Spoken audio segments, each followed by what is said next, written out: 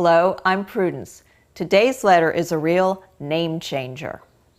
Dear Prudy, my boyfriend proposed to me recently and we're extremely excited to be getting married. But in all of the excitement, there's one issue we've put off for years that's becoming glaringly obvious. What to do about our last names.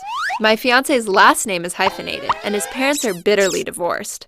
I only have one last name, which I am happy to leave behind at the altar. But in this circumstance, I'm unsure about assuming both his parents' last names, in light of their painful divorce and his mother's subsequent estrangement from the family.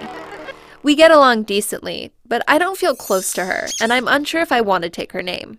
My fiance isn't sure if he wants to drop it, and I don't want him to alienate his family for my sake. At this point, I'm so confused about the whole matter, I wish we could just make up a new one altogether.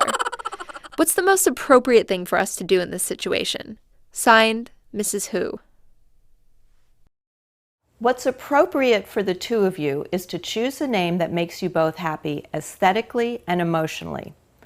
I know of one couple who, in a similar situation, took out the Scrabble board, laid out all their joint letters, and came up with something wholly new. You sound like you're not inclined to do that, but the easiest thing here, since you don't want to attach your existing name to his hyphenated name, might be to choose one of his last names. Then, over time, he can decide if he's comfortable dehyphenating himself. Since his mother really isn't even in the picture, she doesn't even have to know he ends up going by a single surname. But one thing to keep in mind as you play this name game is that whatever you decide, you don't owe any explanations to anyone.